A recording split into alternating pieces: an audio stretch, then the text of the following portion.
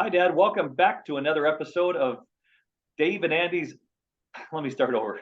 That's all right. You were starting to pause there, and I was wondering. Go No, ahead. no. Okay. Hi, Dad. Welcome back to another episode of Dave and Andy's Honest About Life. Thank you, Andy. It's good to be here. It's great to see you. So today's episode, let's talk about uh, the role of alcohol in your life. I know that I bring this up because you were sharing with me just last week, as a matter of fact, that you've decided to stop drinking alcohol, not just because of Lent, although that might play a part in it, but just in general, you're telling me you don't feel great about sort of after you have a night of a few cocktails, you wake up the next day and you don't feel great. Can you tell me about how that has gone through your life, your relationship with alcohol? Yeah, thanks, Andy. I don't judge anybody because I've been, you know, drinking and then not drinking, drinking, not drinking. This one was more of a health related thing. I've been to the doctor recently quite a few times for kidney stones and kidney problems and my bladder problems, and there's a lot of things. But alcohol is not good with any of those things. It's not a good healthy thing to do. It kills cells in your body.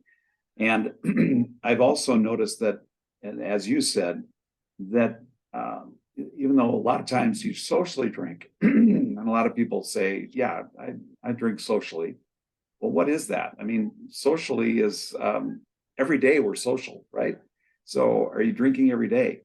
My doctor once told me that you can have a couple drinks a day, but limit it to that. Don't stop drinking for 3 or 4 days and then say, well, now I can have 6 or 8 drinks because I didn't drink.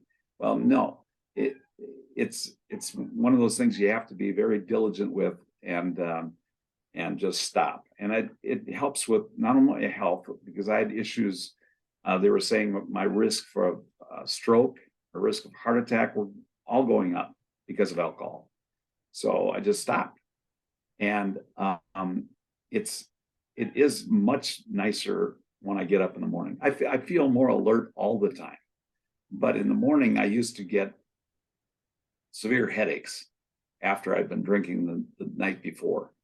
And not anymore. Friends of mine say, well, just drink a full glass of ice water with every cocktail you have.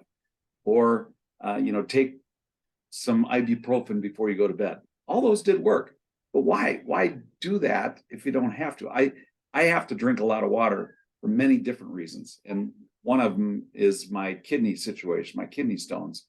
I've been told that I have to drink tons of water, and it's good for your body. Hydration is just fantastic.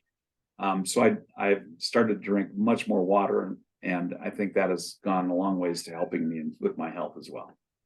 Well, when you were younger, and I'm talking, 20s, 30s, 40s, uh, I think you also, if I remember right, you stopped drinking for a while. It might have been a different motivation back then, not so much for your health, but did you feel like you were drinking too much at some point in your past?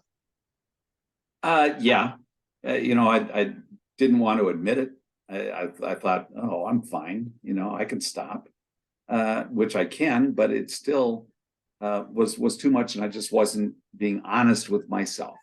I wasn't telling myself that you know what, limit you to 2 drinks a day. I wasn't, and I think there were a lot of motivations, but I'm glad that I've been able to do this. And as I said, I don't judge anybody. I don't want to judge anybody because Right. they do it for themselves. They do whatever they're doing.